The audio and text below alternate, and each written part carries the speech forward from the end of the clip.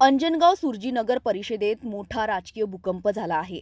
राजकीय नाट्यानंतर अखेर उपाध्यक्षपदी भाजपाच्या प्रियंका शंकर मालठाणे यांनी बाजी मारली आहे। या निवडणुकीत भाजपा, शिवसेना, शिंदे गट, उभाटा आणि काँग्रेस यांच्यात अटीतटीची लढत होती। रिंगणात 3 मुख्य उमेदवार होते। भाजपाकडून प्रियंका मालठाणे, उभाटा गटाकडून सुयोग खाडे आणि शिंदे गटातून रामान्य आवणकर। पण खरा डविस्ट आला मतदानाच्या वेळी।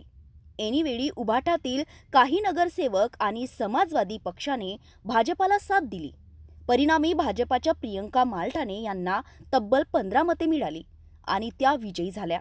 दुसरीकडे काँग्रेसच्या पाठिंब्यानंतरही उभाटाचे सुयोग घाटे 11 मतांवर रोखले गेले, तर शिंदे गट तटस्थ राहिल्याने त्यांच्या उमेदवाराला केवळ 3 मते मिळाली। यासोबतच स्वीकृत नगरसेवक म्हणून भाजपचे संतोष वर्मा, उभाटाचे पंकज मोदी आणि काँग्रेसचे अब्दुल कलीम यांची निवड करण्यात आली होती।